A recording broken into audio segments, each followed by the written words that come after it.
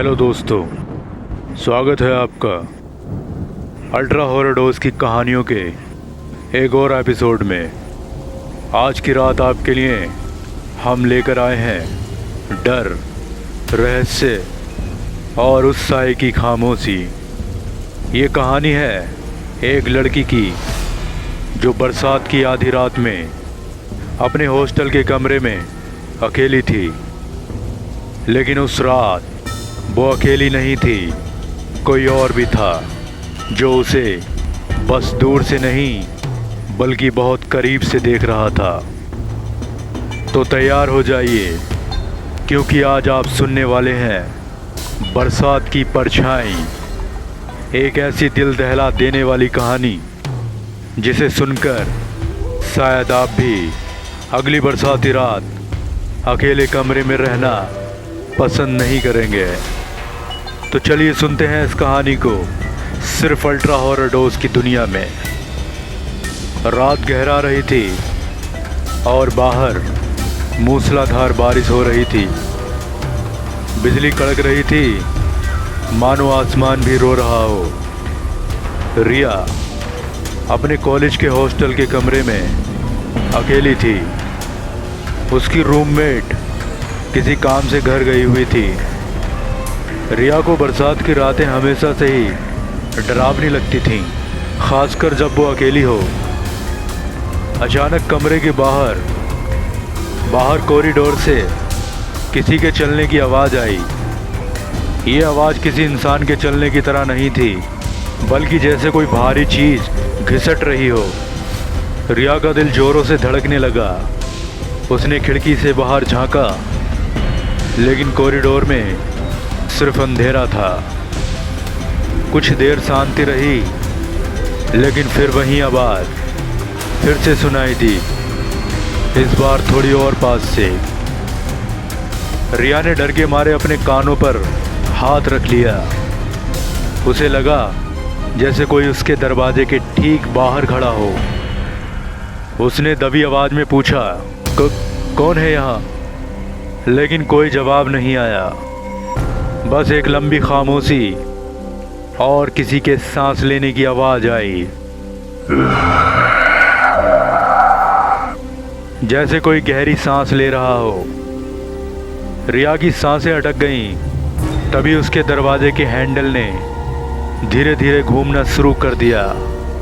रिया चीख पड़ी और कांपते हुए बिस्तर के कोने में सिमट गई। अचानक उसका दरवाज़ा खुला और एक परछाई कमरे में दाखिल हुई। वह परछाई इतनी लंबी और पतली थी कि रिया को समझ नहीं आया कि वह क्या है। परछाई धीरे धीरे रिया की ओर बढ़ी और जैसे जैसे वह करीब आ रही थी, कमरे का तापमान तेजी से गिरने लगा। रिया को अपनी सांसों में बर्फ सी ठंडक महसूस हो रही थी। जब परछाई बिल्कुल रिया के बिस्तर के पास पहुंची, तो रिया ने हिम्मत करके अपनी आंखें खोली। उसने देखा कि वह परछाई किसी इंसान की नहीं, बल्कि एक भयानक काली आकृति थी, जिसकी आंखें आग की तरह जल रही थी। उसकी आवाज़ ऐसी थी कि मानो हजारों चीखें एक साथ निकल रही हो।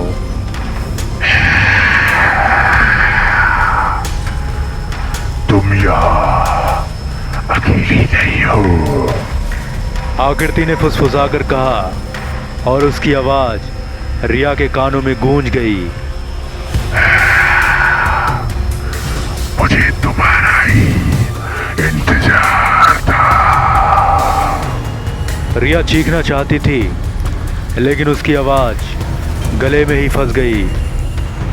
उसने अपनी आंखें कसकर बंद कर लीं और बस प्रार्थना करने लगी। कुछ क्षणों बाद जब उसने धीरे धीरे आंखें खोलीं, तो वह आकृति अब गायब हो चुकी थी।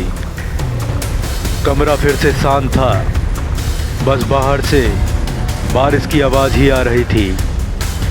रिया ने बिस्तर से उठकर दरवाज़ा बंद किया।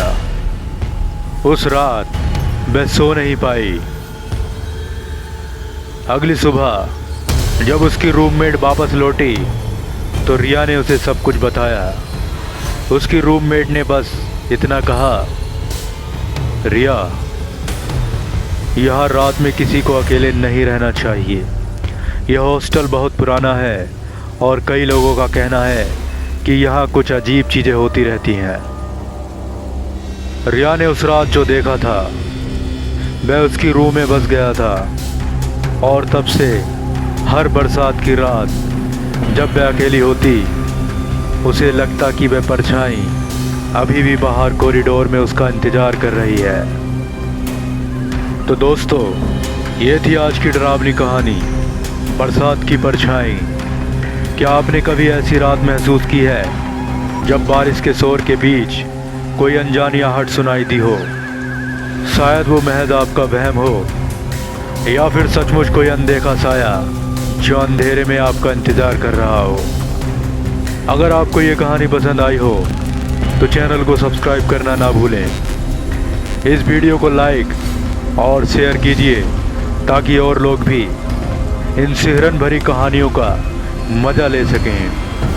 मैं मिलता हूँ आपसे अगली रात एक और रहस्यमयी और डरावनी दास्तान के साथ। तब तक सावधान रहिए, क्योंकि कौन जानता है अगली बरसात की रात कौन सा साया आपका दरवाज़ा खटखटा दे।